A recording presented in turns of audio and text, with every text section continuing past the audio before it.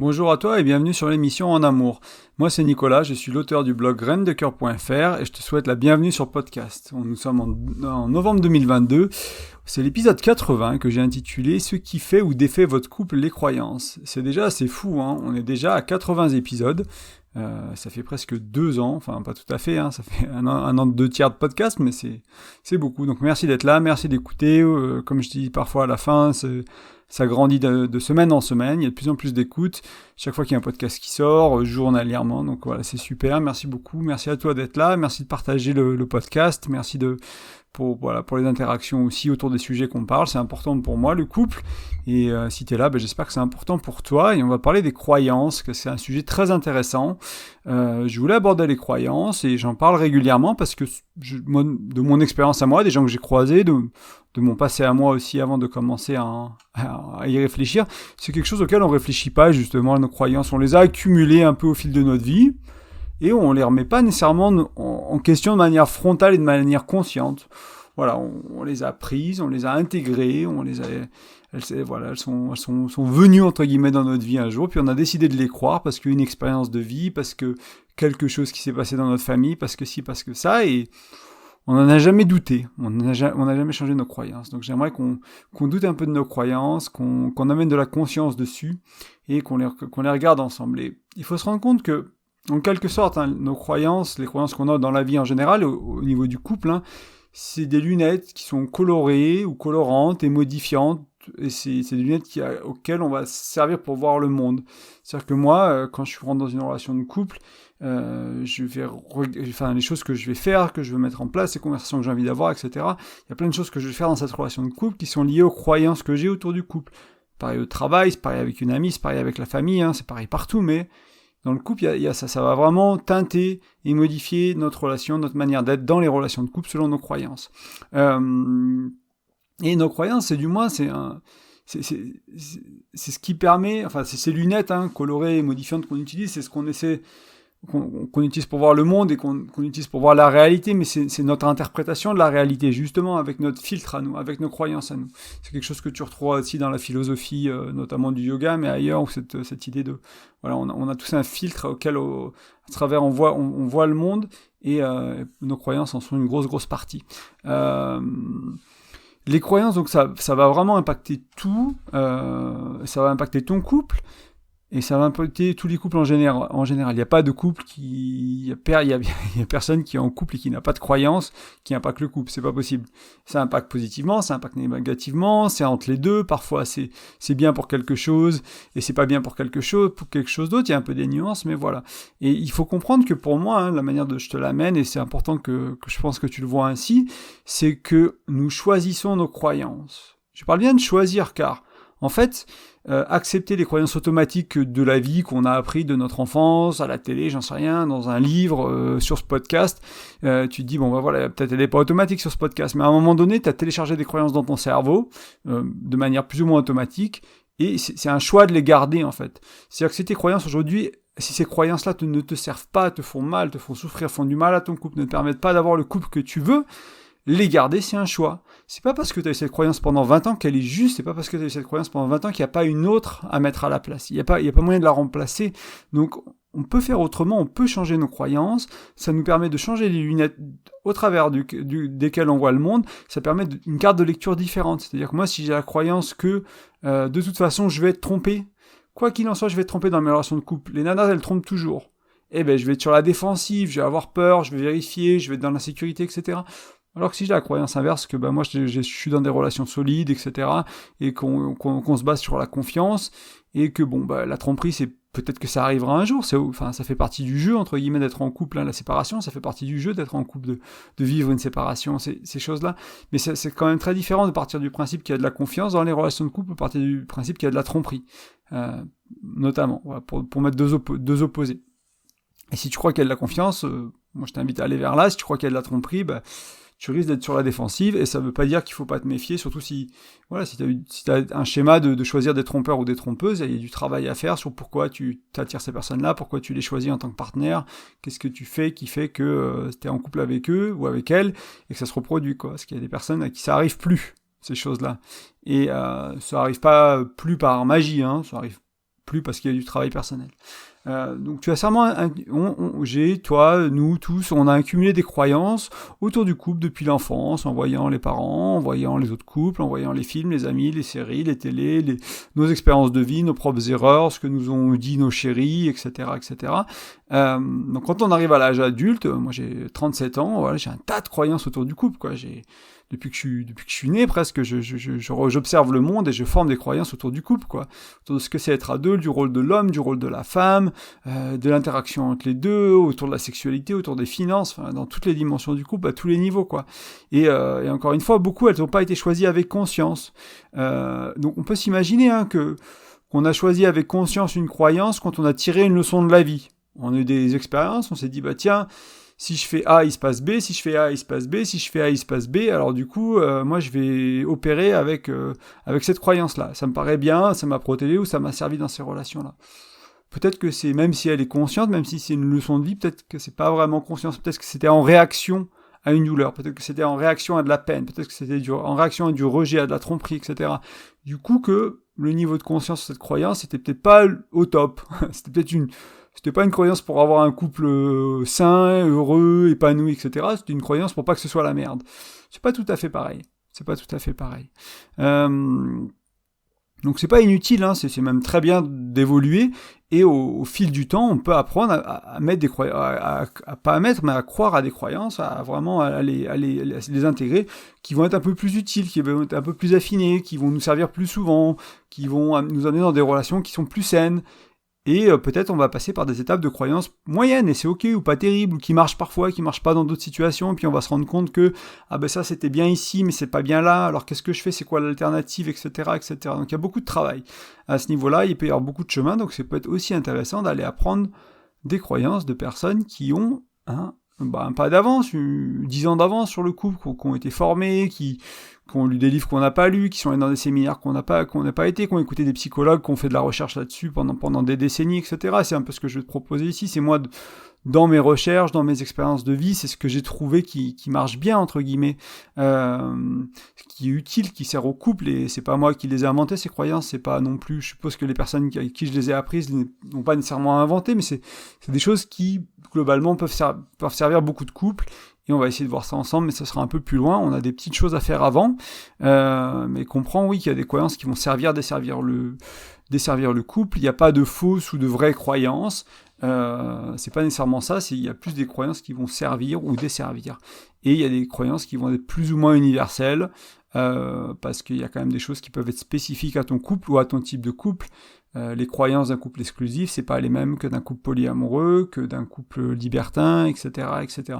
C'est pas exactement il n'y a pas besoin des mêmes croyances dans ces relations-là, et c'est pas pareil les croyances quand t'as des enfants, quand t'as pas d'enfants, quand t'es, je sais pas moi, millionnaire ou que t'es au SMIC. Enfin, dans toutes les dimensions du couple, encore, il y a des croyances qui peuvent être légèrement différentes, qui peuvent être totalement différentes, mais il y a quelques bases.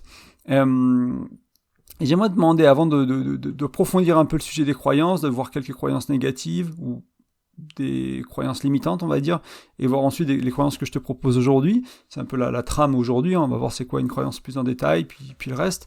J'aimerais te demander, est-ce que toi tu as déjà questionné tes croyances autour du couple, mais de manière assez frontale, assez directe, te dire, voilà, quelles sont mes croyances ? Bam, je les lis sur un papier.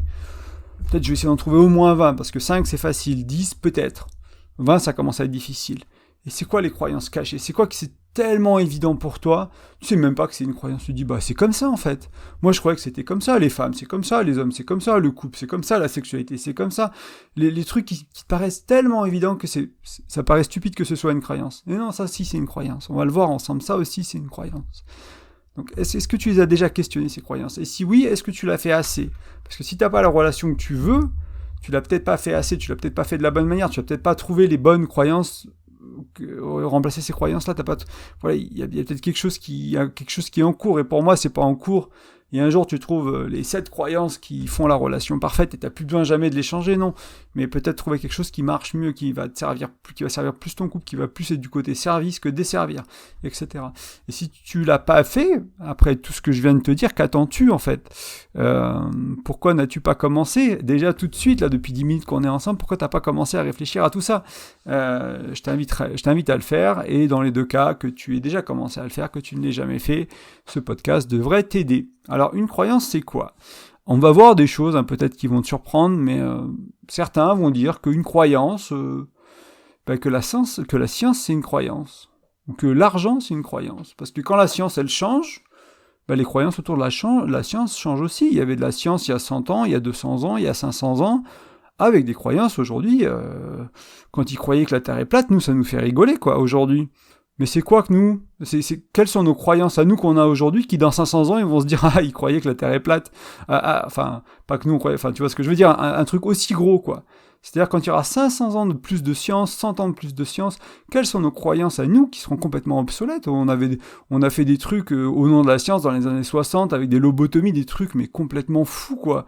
Avec enfin, dans plein de domaines, on a fait des trucs complètement fous parce que soi-disant c'était la science. La science, oui, il y a des faits, il y a des choses concrètes, et en même temps, c'est aussi c'est la même chose entre guillemets que de regarder des relations de couple et de faire une déduction. Et d'une certaine manière, c'est peut-être une métaphore qui est un peu casse-gueule, mais on va la faire quand même pour que tu comprennes bien. Donc, en science, on peut trouver une loi qui marche dans certaines conditions et qui marche pas dans d'autres, par exemple. C'est pareil dans le couple, en fait. On va trouver quelque chose qui marche de temps en temps, qui marche pas dans d'autres, et on va se dire, voilà, c'est comme ça que ça marche, et non pas vraiment. Quand on a l'outil qui mesure mieux, quand on a compris la gravité, quand on a compris ci, ça, voilà, nos croyances, elles changent, elles évoluent. L'argent, c'est pareil, hein. Quand le monde ou un peuple ne croit plus en son argent, elle perd sa valeur, elle se casse la gueule. Les monnaies, elles ont changé au cours de l'histoire tout le temps. Il y a le dollar qui domine, l'euro qui est important, etc. Mais ça se trouve dans 5 ans, l'euro, ça n'existe plus, les gens n'y croiront plus, peut-être, j'en sais rien. Ou le dollar, ou le yen, peu importe, on s'en fiche, mais c'est des choses qui changent, en fait. Donc, si des choses aussi réelles que la science, que l'argent sont des croyances, ou peuvent être vues comme des croyances, imagine le reste, imagine ce que toi tu penses du couple, et imagine ce que moi je pense du couple. C'est peut-être un peu moins tangible ce que nous on pense du couple et ce que toi tu penses du couple, et c'est peut-être aussi forcément des croyances. Donc j'espère que tu m'en voudras pas pour s'il y a un manque de rigueur scientifique derrière tout ce que je viens de te dire. C'est pas mon expertise, mais j'espère que j'ai quand même donné une idée de ce que ça peut être, enfin de ce qu'est une croyance, que certaines personnes appellent croyance, et voilà. Donc une croyance, dans ce qui nous concerne nous aujourd'hui, ça peut être une idée, ça peut être un concept. Donc c'est une partie du filtre, des lunettes, desquelles à travers on va voir le monde. Moi, je dis parfois que c'est aussi une sagesse qui découle de notre expérience de vie. Voilà, c'est cette partie-là qui va nous intéresser le plus. Donc, idées, concepts, carte de lecture, expérience qui découle, une expérience de vie. On va décider d'en faire une sorte de règle ou de loi qu'on va appliquer, on va utiliser ça pour lire le monde du couple, notre partenaire, ce qui se passe chez nous. C'est un peu restreint comme définition, mais ça va nous suffire dans ce qu'on veut voir aujourd'hui. Et on va essayer de séparer les croyances en 2 catégories principalement, les limitantes et les transcendantes. Donc les limitantes, ça va être des croyances qui vont limiter ton couple, qui vont éventuellement desservir ton couple. Et les croyances transcendantes, ça va être des croyances qui vont plus tendre vers servir ton couple, être utile, permettre de régler les problèmes, d'aller au-delà des tensions, de créer des choses qui sont belles pour ton couple. Une croyance est parfois un peu transcendante, un peu limitante. Voilà, il y a du noir, il y a du gris, il y a du blanc, il y a un peu de tout. Dans certaines situations, certaines croyances sont très utiles, et dans d'autres, elles ne le sont pas. Et c'est là où avoir des bonnes croyances, ça peut servir. On va voir quelques croyances limitantes ensemble. Déjà pour commencer, j'ai dit le mot croyance 17 fois, j'espère que tu n'as pas décidé de boire un shot à chaque fois que je le dis, sinon ça va mal se terminer pour toi. Mais c'est le thème d'aujourd'hui, donc on va le répéter encore quelques fois. Je te remercie d'avance de ta patience avec ce mot. Donc les croyances qui peuvent être limitantes, et moi que je trouve trop courantes, on va dire. C'est-à-dire que je les vois trop souvent. J'ai quand même pris des banalités, ou des croyances un peu immatures. On va dire que moi, c'est des croyances que je pouvais avoir quand j'avais 15 ou 20 ans autour du couple, que j'ai plus vraiment aujourd'hui.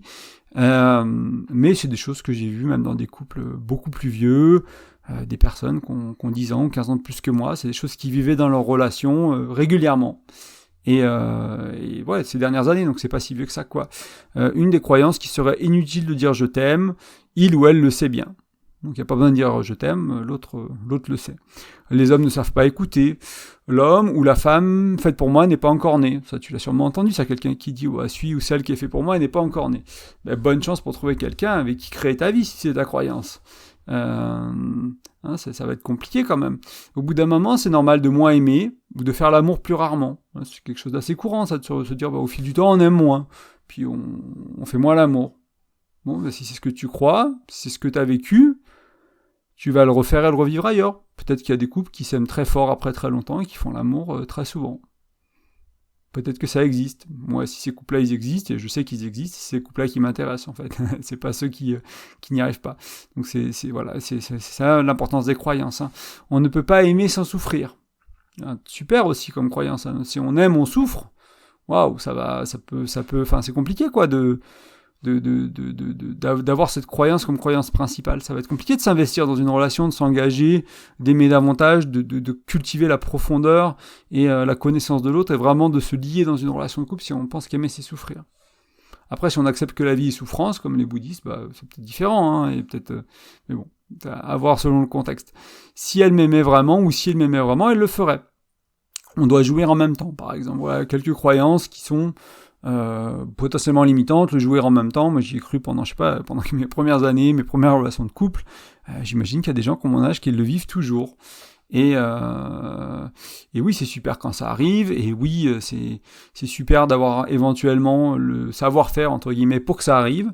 Mais en même temps, c'est pas nécessaire à tous les coups.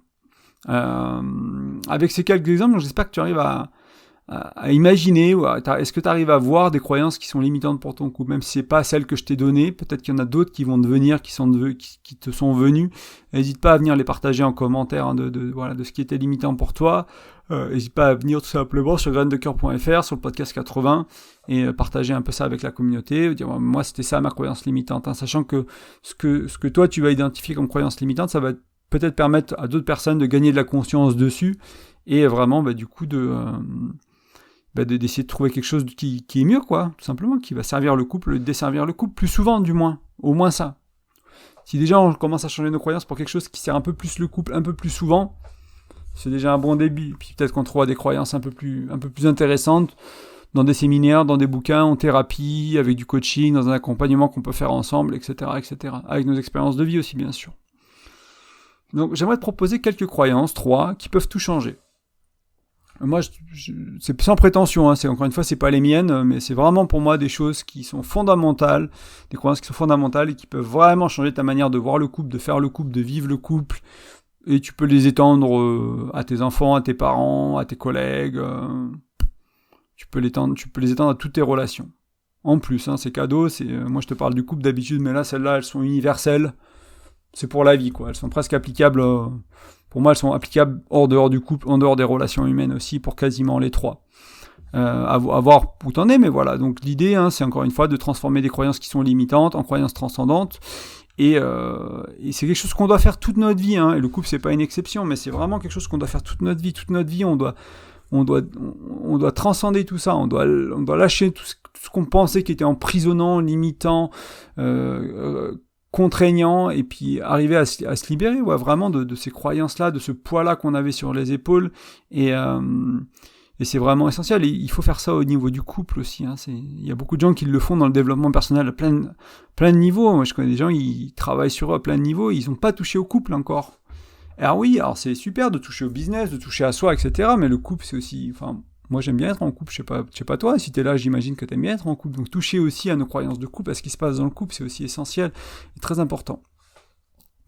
Donc ces croyances qu'on va voir ensemble, ces 3-là, utiles, presque universelles, libre à toi de prendre ou de jeter, et éventuellement, d'être dans la nuance, de modifier, de dire moi celle-là, de cet angle-là, elle me paraît un peu mieux, elle me paraît plus utile pour moi, où j'en suis aujourd'hui, avec mes autres croyances, avec ma vie, mon expérience, ma relation, mon couple, ma manière d'être, etc. Voilà, elle est un peu mieux pour moi de cet angle-là. C'est pas exactement la même, c'est peut-être la même base, on va dire, ou la même patte, j'en sais rien, mais voilà, un petit peu modifié. Donc n'hésite pas à te les approprier, je suis pas un donneur de vérité, je te partage des choses que j'ai appris. Encore une fois, tu prends, tu modifies, tu jettes, ça t'amène vers un nom que j'ai mentionné, un bouquin que j'ai mentionné, etc. Tu vas lire, t'apprends, voilà, tu vis avec, quoi, c'est vivant. C'est pas une leçon où c'est des vérités et puis tu dois faire pareil dans ton couple. Non, mais j'espère que ça peut t'aider quand même à poser quelques bases, que ça confronte au moins tes croyances à toi, même si tu n'as pas envie de les prendre dans ta vie, de les accueillir tout de suite et te dire bon bah maintenant ça va être mes croyances pour mon couple. Au moins pour moi l'essentiel c'est que ça questionne tes croyances à toi et que tu les opposes entre guillemets, que tu opposes celles que je vais partager avec toi avec les tiennes et qu'après tu mettes de la conscience en fait sur cette relation, cette tension entre les deux, et que tu décides ce qui est bon pour toi, ce que tu veux garder aujourd'hui. Tu changeras demain, tu changeras plus tard, on s'en fout, tu prendras autre chose, tu prendras pas celle-là, mais aujourd'hui que tu amènes de la conscience sur tes croyances et que tu dises bah j'ai A et B, laquelle je choisis, et éventuellement mon invitation c'est de trouver C, D, E, F, voilà, trouver un lot plutôt que d'avoir peu de choix, d'avoir un peu plus de choix, de dire bah voilà, quelle est la croyance qui va servir mon couple davantage, quelle est la croyance qui va m'aider. Allez, je t'ai assez fait attendre, on y va. Donc, première croyance, quoi qu'il se passe, c'est toujours pour le mieux. Donc là, c'est une croyance qui peut paraître simple, hein, mais je prends l'exemple moi de la séparation avec mon ex-femme. Elle est partie, on était mariés, j'ai compris que c'était la fin au bout de 2-3 jours, et tout de suite cette croyance est venue rapidement, en me disant bah écoute, c'est pour le mieux. C'est pour le mieux pourquoi ?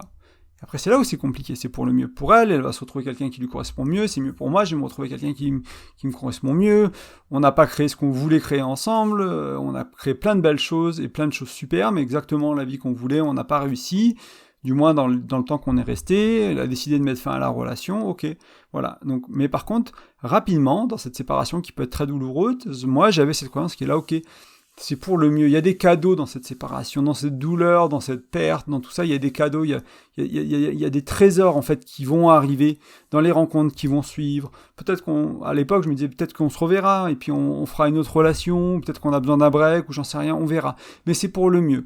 Et avoir cette confiance en l'avenir, cette confiance que même si ça prend 2 ans, même si ça prend 10 ans, des fois c'est pas tout de suite. Hein. Des fois, quand t'as une maladie qui est grave, quand tu as un diagnostic qui est grave, il faut d'abord passer ça, et ensuite se rendre compte que j'ai réformé mon hygiène de vie, j'ai changé ma vie, j'ai changé de job, j'ai changé mes relations, waouh, c'était super cette maladie en fait. Mais tant qu'on l'a, et qu'on a un diagnostic, et qu'on est vraiment malade, et que ça va vraiment pas, et que notre vie elle est en jeu, c'est pas le cas, mais avoir quelque part dans notre tête cette graine de planter que la vie, en anglais, ils disent, ça vient de Tony Robbins, hein, cette croyance. Je sais pas si c'est lui qui l'a inventé ou qui, voilà, mais life is happening for us, not to us. La vie se déroule pour nous, pas contre nous, entre guillemets. C'est-à-dire que c'est toujours pour le mieux. Il y a toujours quelque chose, il y a toujours un cadeau, il y a toujours quelque chose qui va nous pousser dans la direction qu'on avait besoin. Ok, moi j'ai perdu mon job, une fois je me suis fait virer. J'avais été bon employé depuis 10 ans dans tous mes jobs d'avant, j'ai eu des bonnes notes, des promotions, des augmentations chaque année, etc. Et là, bam, je me fais virer. Ok, ça peut être dur, l'ego, il en prend un coup, etc. Qu'est-ce que ça veut dire si c'est pour le mieux ? Mais j'ai trouvé autre chose derrière, j'ai trouvé un autre job, j'ai trouvé un job à distance avec un mec super et tout. Ça a permis de transformer ma vie, de me faire virer. Si je m'étais pas fait virer, j'aurais gardé mon job. Alors oui, peut-être ça payait un peu mieux, mais j'étais coincé dans une ville, j'étais coincé à Dublin, j'aimais pas vivre à Dublin, là je peux vivre où je veux, etc., etc. Donc, même dans cette douleur-là de se faire virer, d'avoir sa femme qui part, etc., ou même j'ai été trompé aussi par mon ex-femme, ce genre de choses-là, il y avait toujours cette petite graine qui était plantée depuis longtemps, qui était solide chez moi, qui disait « Ok, c'est pour le mieux, qu'est-ce que ça veut dire ? Ok, elle m'a trompé, bon, on va reconstruire la relation. » Et on ne s'est pas séparé à cause de la tromperie, on s'est séparé à cause d'autres choses. Et du coup, on a vraiment guéri cette tromperie. Et vraiment transcendé, appris beaucoup de choses, elle sur elle, moi sur moi, nous sur, enfin tous les deux sur le couple, etc. Beaucoup de travail en thérapie, beaucoup de travail sur pourquoi elle est arrivée, cette tromperie et tout ça. Et du coup, voilà, il y avait vraiment cette croyance qui était là profonde, elle m'a aidé à traverser ces moments-là, ces moments de vie difficile en se disant, ok, ça va, là c'est la merde, là. Aujourd'hui, c'est la merde, ok.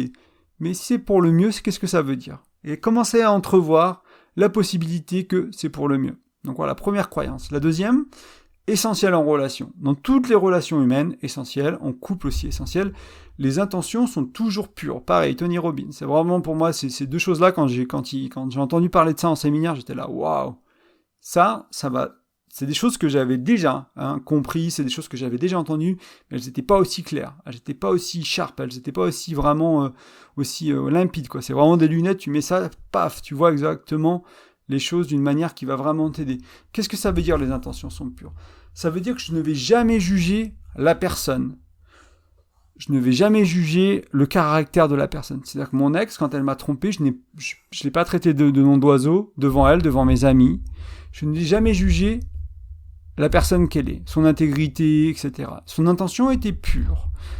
Par contre, ses actions, ça, on peut les juger. C'est-à-dire qu'elle avait des choses qu'elle n'avait pas exprimées au niveau de la relation, elle avait des choses qui n'allaient pas dans la relation, qu'elle n'avait pas su amener, qu'elle avait amené, que j'avais pas entendu, etc. On n'avait pas vraiment bien communiqué, on s'était pas vraiment compris, malgré les outils. C'était il y a 5-6 ans maintenant, mais j'avais déjà beaucoup d'outils que je te partage aujourd'hui, mais c'est pas magique, hein, tout ce que je te donne. Des fois, on n'y arrive pas, on y arrive un peu plus qu'avant, beaucoup plus qu'avant, mais on n'arrive pas à tout faire. Et ça veut pas dire que du coup, on se séparera jamais d'avoir des outils pour mieux communiquer. Ça veut juste dire que la qualité de la relation sera meilleure d'une manière générale. Et de temps en temps, il y aura des choses qu'on n'arrivera pas à dire, sur lesquelles on n'arrivera pas à communiquer. Donc même dans la tromperie, intention pure, donc je n'ai pas le droit de juger qui elle est, je peux juger ses actions. Donc ce qu'on a fait, c'est qu'on a remis en question ses actions. Et elle aussi, elle avait la même croyance. Hein, c'est-à-dire que mon intention était pure, qu'est-ce que j'ai voulu faire? J'ai voulu rééquilibrer des choses, j'ai voulu satisfaire des besoins, etc., etc. J'ai voulu faire tout ça. Et par contre, retourner voir un ex et coucher avec, c'était pas la meilleure des idées pour le bien-être de la relation, pour notre mariage, pour ce qu'on projetait à l'avenir, etc. Et du coup, on part de quelque chose qui peut paraître terrible, hein, comme une tromperie. On va éviter d'attaquer la personne, parce que si on attaque la personne, on blesse son âme, entre guillemets, c'est quasiment pas réparable. C'est vraiment dur si j'avais commencé à l'insulter en disant t'es qu'une connasse, t'es qu'une salope, et machin, et t'as fait... C'est dur à réparer, ça. Je te dis, voilà, t'as fait une erreur, t'as fait une grosse erreur. On a décidé, à l'époque, on a décidé de rester ensemble et de faire ce travail-là pour aller vers la réparation, pour aller vers la mise à plat, l'honnêteté radicale, bienveillante, dire tout ce qui s'est passé, tout ce qu'on n'a pas dit jusqu'à présent, tout ce qu'on a pensé qu'on n'a pas dit, etc. Tout mettre à plat, vraiment tout mettre à plat, tout regarder, et en bienveillance, autant que possible, l'amener, pas reprocher, qu'elle me reproche pas parce que c'est de ta faute, si t'avais fait pas ça, je t'aurais pas trompé, voilà. Moi, je reproche rien non plus, et vraiment qu'on regarde les actions, et qu'on juge pas la personne. Et ça, c'est vraiment essentiel. Et il y a une croyance un peu en dessous de celle-là, hein, qui est que nous, les êtres humains, alors c'est pas la 3e, c'est la 2,2, enfin c'est la 2.2, c'était la 2.1, c'est qu'on cherche à satisfaire nos besoins, tout simplement en tant qu'être humain. Et du coup, nos intentions, elles ne peuvent qu'être pures, parce qu'on cherche toujours à satisfaire nos besoins. Et la seule exception à ça, c'est les psychopathes. Parce que le psychopathe, il peut avoir la conscience et l'intention de faire mal, pour de vrai. Quelqu'un qui a l'intention de faire mal, qui n'est pas un psychopathe, il cherche à satisfaire un besoin, il cherche à rééquilibrer la relation. Il y a des choses qu'il ou elle n'a pas dites. Et ça, on ne peut pas juger son intention, parce que nous, on fait la même chose tous les jours. On satisfait nos besoins. Tous les jours, tu satisfais tes besoins. D'une manière plus ou moins saine. Il y a des gens, ils vont satisfaire leurs besoins, ils vont prendre de la drogue pour ça. Il y a des gens, il y en a, ils vont faire du sport extrême, et il y en a, ils restent chez eux, ils regardent Netflix. Voilà. Peu importe, il y a des meilleures manières de satisfaire nos besoins, mais c'est tout ce qu'on fait en tant qu'être humain, c'est satisfaire nos besoins. Et du coup, nos intentions, à part les psychopathes, les intentions sont pures. Et du coup, on va juger encore une fois les actions, on va pas attaquer la personne. Et ça permet vraiment d'être dans le respect profond de la personne. Ça évite les choses qu'on dit, qu'on regrette à vie. Ça évite ces situations qui sont vraiment délicates, on va vraiment blesser en profondeur, et c'est très dur de guérir derrière. Et moi, c'est vraiment... Ce qui est essentiel, là, la première croyance, c'était « et si c'était pour le mieux, c'était pourquoi ?» Et là, la question, c'est « et si ses intentions étaient pures, comment ce serait ?» Elle m'a trompé, elle avait des intentions pures, pourquoi elle a fait ça? Ok, besoin. Ok, rééquilibrer la relation, etc., etc. Et là, on commence à entrevoir des choses qui vont être utiles pour le couple, qui vont servir le couple et qui vont nous mettre dans le dialogue, etc., et qui vont nous aider. Au lieu d'être dans le jugement de la personne, en disant, elle est comme si, c'est comme ça, ou ton mec, hein, si ton mec il t'a trompé, peu importe. Et vraiment pas s'en prendre à la personne. Parce qu'en plus, hein, toi, de ton côté, déjà, il y a la blessure que tu mets à l'autre, mais en plus, tu vas mettre des lunettes, et tu vas voir cette personne-là, avec un filtre dégueulasse, quoi, entre guillemets, je veux dire, mais quelque chose tu peux plus avoir confiance, en fait, si tu mets ce filtre de, elle m'a trompé, c'est une salope, ou il m'a trompé, c'est un salaud, et que tous les jours, tu regardes cette personne-là avec ce filtre-là. Qu'est-ce que tu vas faire quand tu la vois sur son téléphone, ou tu le vois sur son téléphone? Qu'est-ce que tu vas faire quand tu vois un email de quelqu'un que tu connais pas? Insécurité, etc., etc. Et, voilà, il y a des gens qui vont, là, moi, je parle notamment, je m'adresse à des personnes qui cherchent à créer des relations conscientes. C'est-à-dire il y a 2 êtres dans cette relation, au moins 2, peut-être plus, qui vont chercher à créer une relation consciente. C'est-à-dire que si tu appliques ça avec quelqu'un qui est manipulateur, avec quelqu'un qui est trompeur, tu risques de vraiment te blesser. Moi, mon postulat, je pars du postulat que vous êtes tous les deux sur un chemin de développement personnel, sur un chemin spirituel. Vous êtes tous les deux. C'est comme ça que je vis mes relations de couple. C'est à ces couples-là que je m'adresse plus que, on va dire, à un couple où il y en a qu'un qui ferait du développement personnel. Ok, je m'adresse aussi à ce couple-là. Mais disons que ça va être plus limité. Ce que je te dis, ça va être plus limité dans le cadre où il y en a qu'un qui fait l'effort. Il y en a qu'un qui veut rajouter de la conscience sur sa relation. Il y en a qu'un qui va faire le travail nécessaire pour aller vers le mieux. Et du coup, voilà, juste cette petite note si t'es avec quelqu'un qui veut pas travailler, si t'es avec quelqu'un qui veut pas faire d'efforts, et qui est manipulateur, qui est trompeur, etc., son intention est toujours pure. Mais cette relation, elle va être très compliquée à tenir sur le long terme parce qu'il y aura l'effort que d'un côté. Et ces choses-là, ça se fait à 2. Ça se fait vraiment à 2. Hein. Guérir une tromperie, c'est des gros trucs comme ça se fait vraiment à 2. Ça me paraît compliqué de faire ça tout seul, du moins. C'est ma croyance à moi. T'en fais ce que tu veux, mais je voulais mettre ce petit attention, on va dire. Donc quoi qu'il se passe, c'est toujours pour le mieux. Première croyance, les intentions sont toujours pures. Deuxième croyance, on juge les actions, pas les intentions. Troisième croyance, aimer c'est un choix et un verbe. Donc il y a 2 choses dans cette croyance. Aimer c'est un choix, donc on pourrait croire qu'aimer c'est une émotion. Pour moi, il y a 2 composants à aimer avant que ça devienne une émotion ou un sentiment. Il y a le choix de choisir d'aimer, c'est-à-dire que moi, le choix d'aimer, je le vois comme aujourd'hui je suis en couple avec ma chérie. Ça veut dire que j'ai choisi d'être en couple avec elle. Or, c'était facile. Ce matin, je me suis levé, je me suis pas posé la question, est-ce que je te choisis, est-ce que je te choisis pas, est-ce que je la choisis, est-ce que je la choisis pas. Mais je l'ai choisi. Je suis avec elle aujourd'hui. On s'engage, on va dans notre projet de vie, on fait les choses ensemble, etc., etc. Donc, j'ai fait le choix d'être en amour, d'aimer cette femme.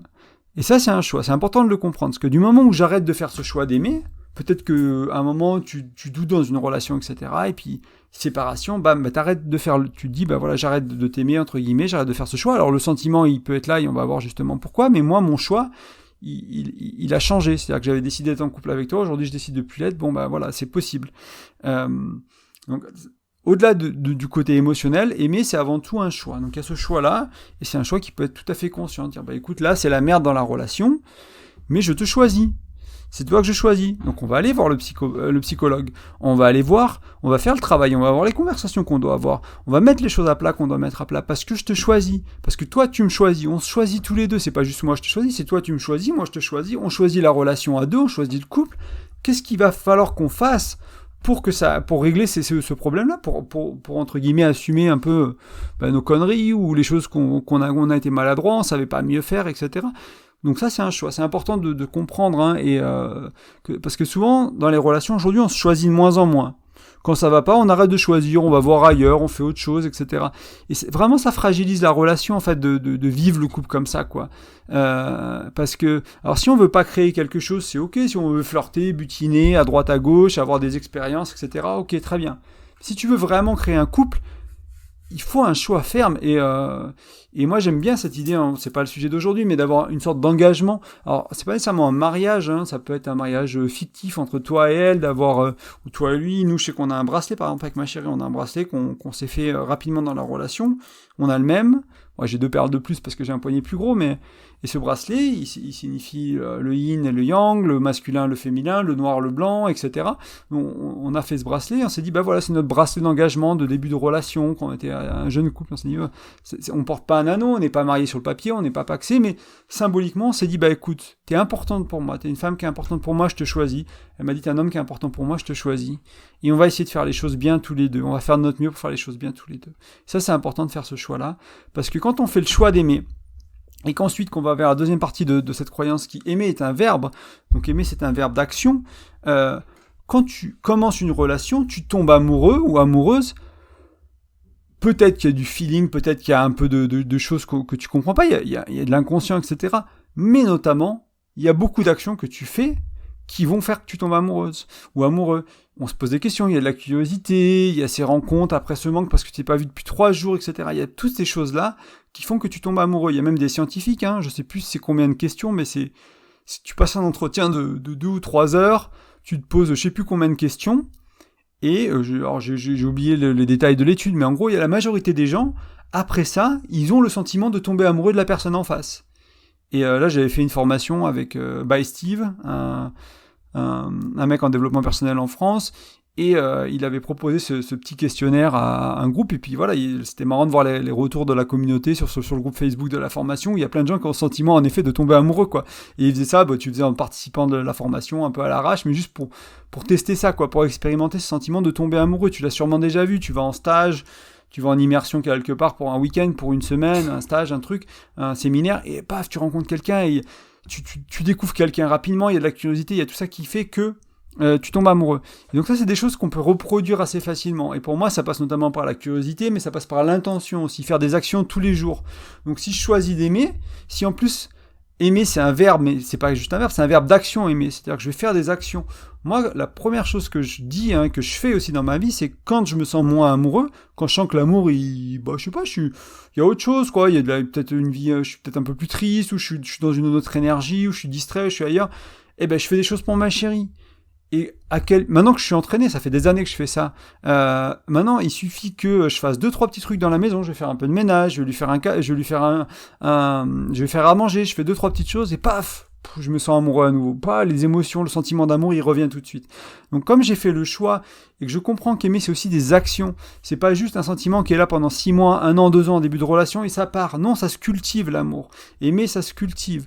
Ça se cultive au quotidien avec des actions et avec un choix. Et si tu répètes les actions et le choix, tu vas pouvoir aimer sur 5, 10, 20 ans, 30 ans. Tu as une chance du moins d'aimer sur 20, c'est pas une garantie, mais tu t'offres cette chance-là en fait. Si tu as envie de vivre un couple qui dure et qui dure sur le temps, ça passe par ça pour s'aimer. Et pour cultiver ce sentiment d'amour, ça passe par plein d'autres choses, mais ça passe notamment par ça. Et ça passe donc par des actions et par un choix. Voilà, donc ça c'est la troisième croyance que je voulais partager aujourd'hui. Donc pour te les rappeler, quoi qu'il se passe, c'est pour le mieux. Donc il y a des cadeaux cachés, il y a des surprises, il y a des pépites, même dans la tromperie, même dans la séparation, même dans l'engueulade d'hier soir, même dans les choses qui se passent bien, c'est aussi pour le mieux. Mais dans ce qui se passe mal, notamment, c'est pour le mieux. Life is happening for us, not to us. La vie arrive pour nous, se déroule pour nous, pas contre nous. Donc première croyance, les intentions sont pures, on juge les actions, on juge pas les intentions. Et enfin, aimer c'est un choix, et c'est un verbe d'action. Donc on fait les actions de l'amour, on est curieux, on fait des choses l'un pour l'autre, même après 3 ans, même après 10 ans. Quand t'arrêtes d'être curieux et que t'arrêtes de faire des choses l'un pour l'autre, et que tu t'amuses plus à te séduire notamment, tu fais plus l'amour. Voilà, notamment, et tu te sens moins amoureux. C'est comme ça, et tu l'as sûrement vécu. Regarde tes relations passées. Est-ce que tu avais un choix ferme d'aimer l'autre ? Est-ce que tu as fait des actions d'amour conscientes et constantes tout au long de la relation ? Et si jamais tu avais commencé à refaire ça, qu'est-ce que ça aurait changé dans ta relation ? Qu'est-ce que tu crois que ça aurait changé ? Donc pour moi, ces 3 croyances sont vraiment fondatrices. C'est ma manière de voir le couple, de vivre le couple aujourd'hui. Je pense que mon couple vraiment démontre ça, et je suis pas parfait, loin de là. Je veux pas me vanter, dire je suis tout le temps parfait dessus, mais voilà, j'essaie de pas juger les intentions autant que je peux, éventuellement remettre en cause des actions s'il y a quelque chose qui va pas, de faire des efforts, de faire le choix d'être avec ma chérie, c'est-à-dire quand il y a quelque chose qui va pas, je me tourne vers elle, que ce soit facile à dire, pas facile à dire, que ce soit sur le couple, que ce soit pour moi, pour elle, etc. Je me tourne vers elle, je dis, je fais des choses, je fais des efforts quotidiens, etc., etc. Et quand il se passe un truc qui est compliqué, je commence à entrevoir le pourquoi c'est pour le mieux. Et vraiment, ça m'a fait beaucoup de bien, ça m'a vraiment aidé dans mes couples, dans mon couple. J'ai ces croyances, principalement depuis 7-8 ans maintenant. Et ça m'a vraiment aidé, ça a vraiment fait beaucoup de bien à mes relations, et c'est des choses que j'ai souvent partagées avec les personnes autour de moi, mais ma partenaire, et ça fait du bien aux autres aussi. C'est pour ça que je voulais les partager avec toi. Encore une fois, c'est pas moi qui... aimer, c'est un verbe et un choix. Bon, je sais pas de chez qui je l'ai appris, mais tu retrouveras ça un peu partout. Peut-être Stephen R. Covey dans 7 Habits of Highly Effective People, dans les 7 habitudes de gens qui réussissent tout, je crois. C'est une tradition pas terrible qu'ils ont fait en français, mais voilà, ce bouquin-là de Stephen R. Covey, C-O-V-E-Y. Et ce que je trouve intéressant, en plus avec ces croyances, c'est vraiment quand tu les mets ensemble. Du moins, au moins les 2 premières. Quoi qu'il se passe, c'est toujours pour le mieux, et les intentions sont pures. Quand je t'en ai parlé, c'est pour ça que je t'ai parlé des choses difficiles avec mon ex, la séparation, la tromperie. C'est parce que tu as ces 2 croyances ancrées vraiment en toi. Vraiment, elles sont fortes, elles tremblent pas, quoi, quand les coups, du moins pas trop. Quand un coup dur arrive, vraiment, ça change les choses, ça permet d'aller dans la communication, ça permet d'aller dans la résolution de problèmes, de vraiment prendre de la hauteur rapidement, et vraiment, ça m'a fait beaucoup de bien, ça m'a vraiment servi dans ces moments-là, et ça me sert aussi au quotidien pour des choses beaucoup plus petites et beaucoup plus bénignes, mais elles sont essentielles.